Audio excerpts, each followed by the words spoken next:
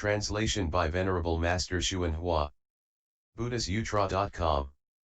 Volume 5, Part 1. Ananda put his palms together, bowed, and said to the Buddha, having heard the Buddha's unrestrained, greatly kind, true and actual expression of Dharma that is pure in nature and wonderfully eternal, I still have not understood the sequence for releasing the knots so that when the 6 are untied, the 1 is gone also. I only hope you will be compassionate, and once again empathize with this assembly and those of the future, by offering us explanation of the Dharma to wash and rinse away our deep-rooted defilements. Then, upon the lion's throne, the thus come one straightened his nirvana robes, arranged his samgati sash, took hold of the table inlaid with the 7 gems, reached out onto the table and picked up an exquisitely beautiful cloth given him by a god from the Suyama heaven. Then, as the assembly watched, he tied it into a knot and showed it to Ananda, asking, "What is this called?" Ananda and the great assembly answered together, "It is called a knot."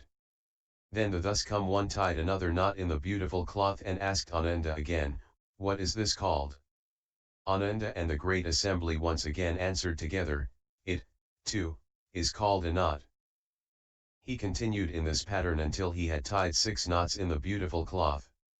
As he made each knot, he held it up to Ananda and asked, "What is this called?" And each time Ananda and the great assembly answered the Buddha in the same way, "It is called a knot." The Buddha said to Ananda, "When I first tied the cloth, you called it a knot. Since the beautiful cloth is basically a single strip, how could you give the same answer for the second and third time?" Ananda said to the Buddha, "World-honored one, this beautiful cloth is just one piece, but the way I understand it, when the thus come one makes one tie, it is called a knot. If he were to make 100 ties, they would be called 100 knots. And so now that exactly 6 knots, not 5 or 7, have been tied in the cloth, why does the thus come one only allow me to speak of 1 knot and not of 2 or 3?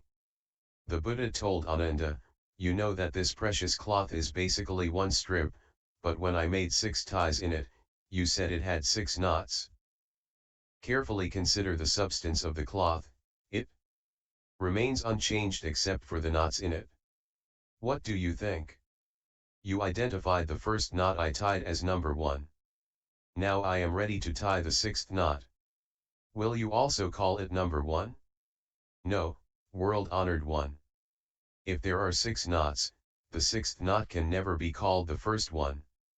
Even if I exhausted all my intelligence and eloquence in life after life, I could reverse the sequence of these 6 knots." The Buddha said, "So it is. The 6 knots are not identical. Consider their origin, they are created from the one cloth and were tied in a certain order. It would be impossible to scramble that sequence. Your 6 sense organs are also like that. From what was identical, decisive differences arise."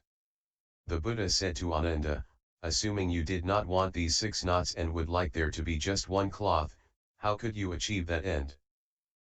Ananda said, "As long as these knots remain, dispute about what they are and what they are not will arise. Their very existence will lead to such distinctions as this knot not being that knot and that knot not being this one.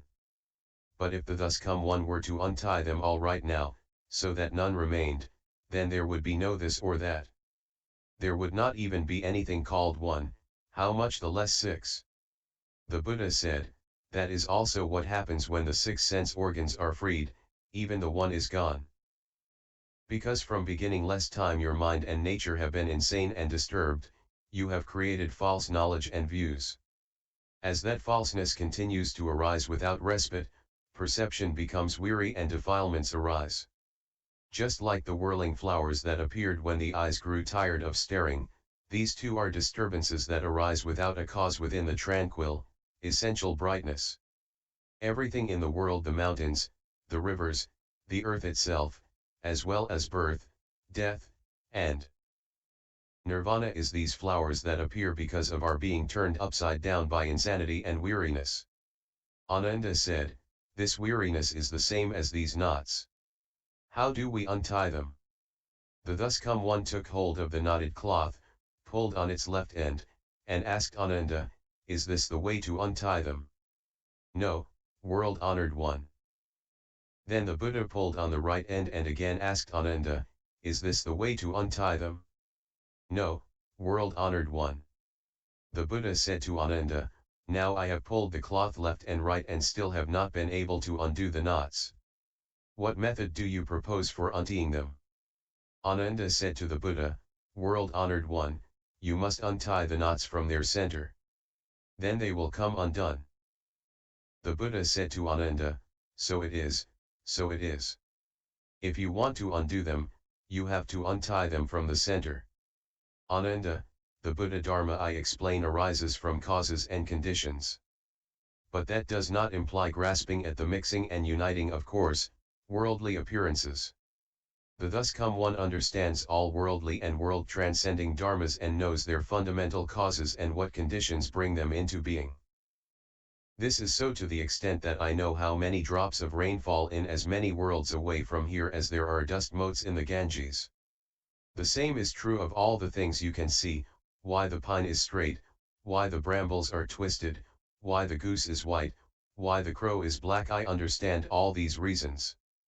Therefore, Ananda, you can select whichever one of the 6 sense organs you wish. If the knots of the sense organs are removed, then the defiling phenomena disappear of themselves and all falseness ceases to be. If what remains is not the truth, then where do you expect to find the truth? Ananda, I now ask you, can the 6 knots beautiful cloth be untied simultaneously and released all at once? No, world-honored one. As the knots were originally made in sequence, now they must be untied in sequence. The substance of the 6 knots is the same, but they were not made simultaneously, and so now when they are undone, how could they be untied simultaneously? The Buddha said, releasing the 6 sense organs is the same way. When the sense organ begins to be released, one realizes the emptiness of people first. When the nature of that emptiness is fully understood, then one is released from dharmas. Once one is freed from dharmas, neither kind of emptiness will arise. That is called the patience with non-production that bodhisattvas attain by means of samadhi. Upon receiving the Buddha's instruction, Ananda and the great assembly gained wisdom and awareness that was perfectly penetrating and free of doubt and delusion. All at the same time, they placed their palms together, and bowed at the Buddha's feet. Ananda then said to the Buddha, "Today our bodies and minds are illumined, and we are happily free from obstruction. We have understood the meaning of the ending of the 6 and the 1. Still, we have not yet progressed to fundamental, perfect penetration. World-honored one, we who have drifted and floundered our way through eon after eon, homeless and alone, had no idea, we never imagined that we could meet the Buddha in such a close relationship. We are like lost infants who have suddenly found their compassionate mother. If because of this encounter we realize the way, it will not have been in vain. If we treat these secret instructions with our former mode of understanding, it will be the same as if we hadn't even heard them. We only wish the greatly compassionate one will bestow upon us the profound secret as the thus come one's final instruction." After saying this, Ananda prostrated himself, withdrew, and silently anticipated the Buddha's hidden transmission. Then the world-honored one told all those in the assembly who were great bodhisattvas and great arhats with their outflows extinguished, "All of you bodhisattvas and arhats who are born from within my dharma and have attained the stage beyond study, I now ask you, when you first brought forth your resolve and became enlightened to the 18 realms, which one of these brought perfect penetration? Through which expedient did you enter samadhi?"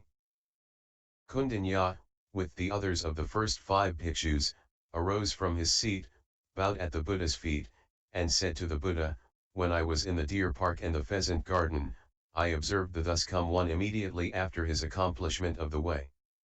Upon hearing the Buddha's voice, I understood the 4 truths. The Buddha is questioning us bhikshus.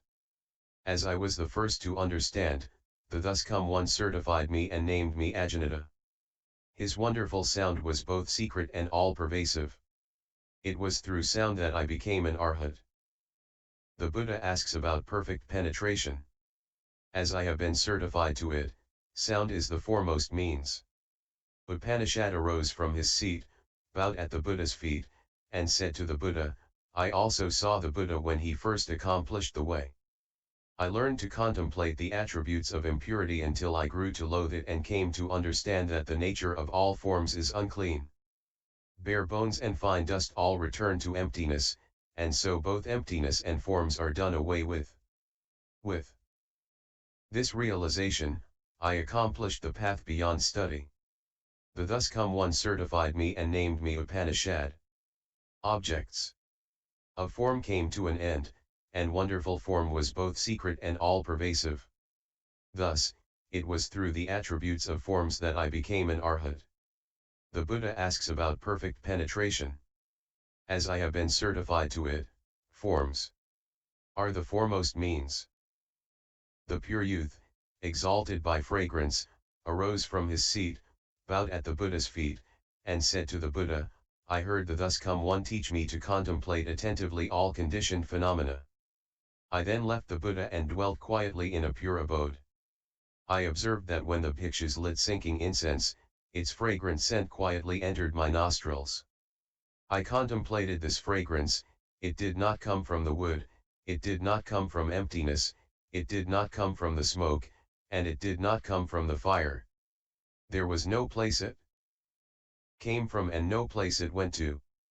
Because of that, my discriminating mind was dispelled, and I attained the absence of outflows. The thus come one certified me and called me exalted by fragrance. Defiling sense suddenly vanished, and the wonderful fragrance was both secret and all-pervasive. It was through the adornment of fragrance that I became an arhat.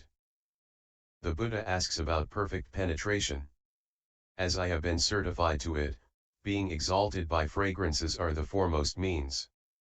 The two Dharma princes, Medicine King and Superior Medicine, and 500 Brahma gods in the assembly arose from their seats, bowed at the Buddha's feet, and said to the Buddha, from beginningless eons until now, we have been good doctors for the world.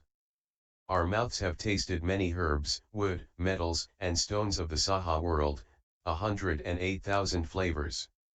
We know in detail the bitter, sour, salty, bland, sweet, and pungent flavors, and the like, in all their combinations and inherent changes.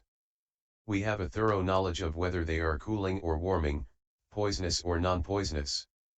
While serving the thus come one we came to know that the nature of flavors is neither empty nor existent, nor of the body or of the mind, nor apart from body or the mind. We became enlightened by discriminating among flavors. The thus come one sealed and certified us brothers and named us Bodhisattvas Medicine King and Superior Medicine. Now in the assembly we are Dharma princes who have ascended to the Bodhisattva level due to having become enlightened by means of flavors. The Buddha asks about perfect penetration. As we have been certified to it, the cause of flavors is the foremost means. Bhadrapala and 16 awakened lords who were his companions, arose from their seats, bowed at the Buddha's feet, and said to the Buddha,